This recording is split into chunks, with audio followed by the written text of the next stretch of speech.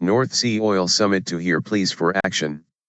Industry body Oil and Gas UK is to call for meaningful action from government in order to tackle major challenges facing North Sea operators. Chief Executive Malcolm Webb will tell an oil and gas summit in Aberdeen on Monday that an unpredictable and harmful business environment has put the sector at great risk. The body wants urgent tax cuts amid falling oil prices and rising costs. It also wants a new oil and gas regulator in place as soon as possible.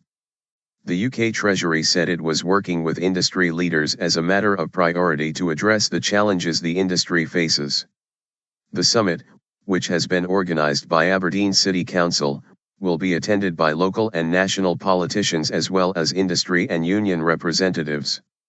Scotland's First Minister Nicola Sturgeon and the UK government's Scottish Secretary Alastair Carmichael will be among the participants.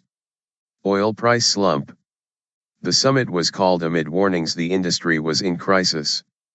A barrel of Brent crude has more than halved in price since its peak of $115 last summer. On Friday it was standing at less than $53 a barrel. Last month, the chairman of the Independent Explorers Association Brindex told the BBC the industry was close to collapse.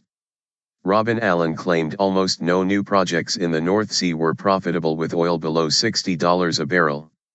However, Sir Ian Wood, another leading industry figure, said Mr. Allen's warning was well over the top and far too dramatic.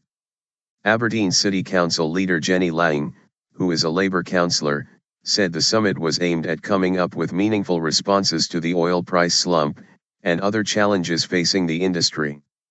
British Petroleum sign outside a pump station in London. In recent weeks hundreds of North Sea jobs have been cut by oil firms, including BP and Talisman Sinopec.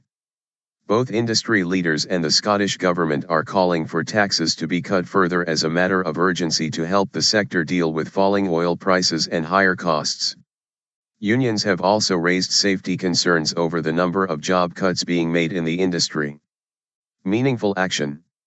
In a speech at the Oil Summit, Mr. Webb will say, Britain's great oil and gas industry has over the last 4 decades overcome challenging geology and volatile commodity prices to provide hundreds of thousands of high-skilled jobs, generate hundreds of billions of pounds in tax revenues and foster innovation. However, the inconsistent and unpredictable government policy it has faced, now combined with sharply rising costs and a sudden drop in oil price, has dealt a blow which is doing real and potentially long-lasting damage. If we are to avoid lasting damage to this industry and its £35bn supply chain, now is the time for meaningful action. The industry is having to take tough decisions and implement necessary cost reduction and efficiency improvement measures. Alongside this, the Department of Energy must proceed as quickly as possible with the full establishment of the new Oil and Gas Authority, and UK Treasury must radically reduce the tax burden on this mature oil and gas province. Important opportunity.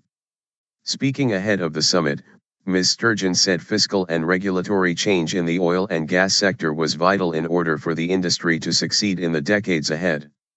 She said, in the short term, that means urgent action on taxation to give the industry the certainty and security it needs to protect jobs and investment.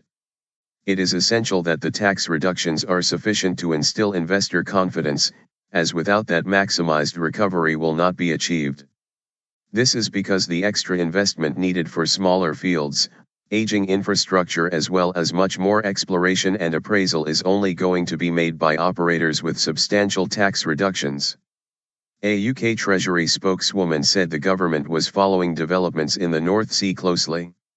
She added, in December, the Chancellor announced an ambitious program of reform across the oil and gas tax regime, including an immediate cut to the supplementary charge, already in effect, and recognition that the tax burden must continue to fall over time. In January, the government launched a fast-tracked consultation into a new streamlined investment allowance designed to reward investment in the North Sea.